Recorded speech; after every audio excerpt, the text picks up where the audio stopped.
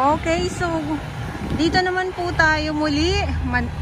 Siyempre Manila Bay Dolomite Beach pa din po tayo. At ito nga po yung traktora na umaarangkada ngayong araw. Ulitin ko Saturday Pilipinas. So para ano po, maging pantay yung Dolomite Sand. Dahil nagsama na yung Dolomite Sand at saka yung Dolomite Pebbles at saka yung gray sand or black sand po. Para mas lalo pong makinang o kuminang ang Dolomite Beach po sa ating mga viewers. Okay, so kung mapapansin nyo po, ayan tapos dyan meron pong mga maliliit na mga kalat. So kung mapapansin din ninyo sa tuwing nag-update tayo dito, pag itong Go Traktora, itong makinarya na umaandar dito, ay sasabihin ng iba ay tinatambakan na naman daw po ng Dolomite Sand. Wala pong panibagong tambak or panibagong dating na Dolomite Sand dito. Ito lang po ay talagang maintenance day lang po talaga. At saka kung meron man pong Dolomite Sand na dumating, ayan po ay talagang balitang balita yan na magtatambak muli ng panibagong Dolomite Sand dito sa Manila Bay o dito sa Dolomite Beach. Kaya nga lang malabo po na mangyari yun.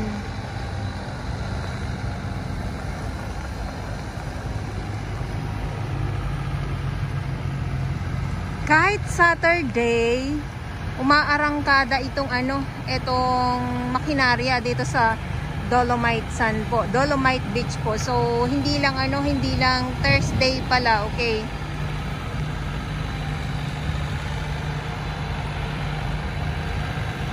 Maganda kasi tingnan pag napapasadahan ng makinarya itong Dolomite Beach.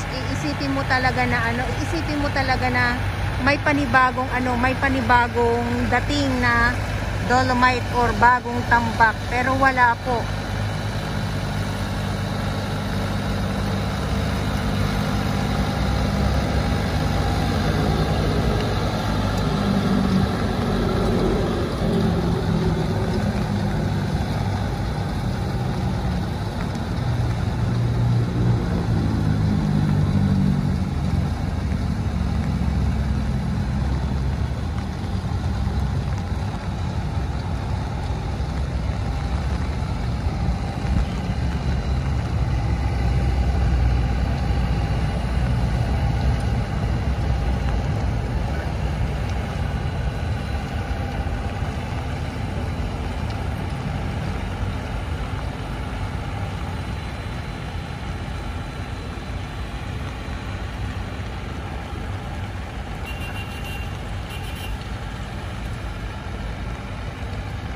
Tapos, dahil nga po sa mga isda na mga maliliit na tumatabi na mismo dito sa dalampasigan, itong mga ibon naman, nabubulabog din sila. Ayan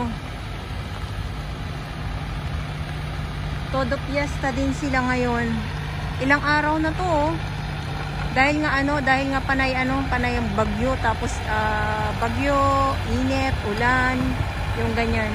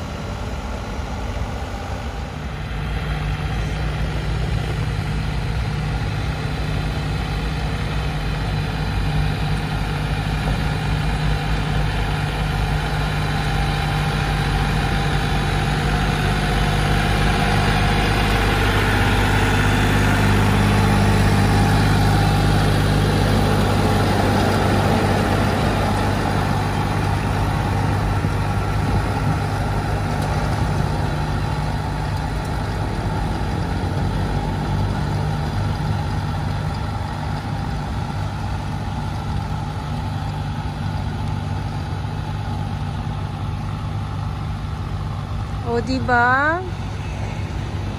Parang bagong tambak lang talaga ng Dolomite Sand. Nahihilo na naman yan sila. Nahihilo na naman ba kayo? Ulitin ko ha.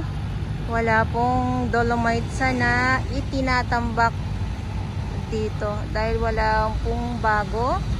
So, ito nga lang po ay meron lang po talagang maintenance day.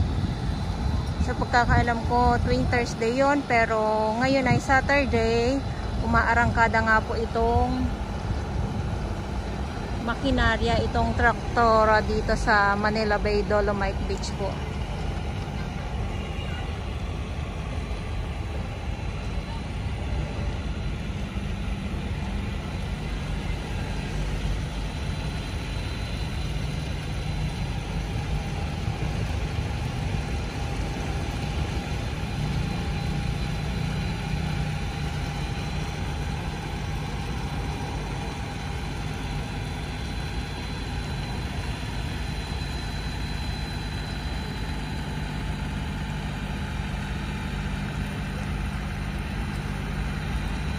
Pag nakahalukay, grabe na halukay na yan. Itong Dolomite Sand, mapapansin nyo, ito yung ano niya. Ayan o, ganyan siya. Ganyan po.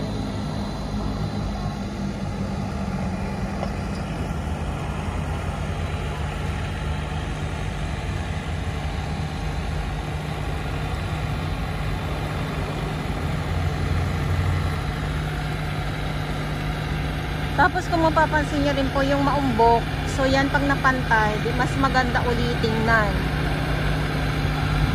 Yung mataas na, yan dito sa may unahan, ayan po. So kailangan maano po yan, mapatag po siya, kaya mas lalong maganda, mas lalong titinang itong Manila Bay Dolomite Beach po.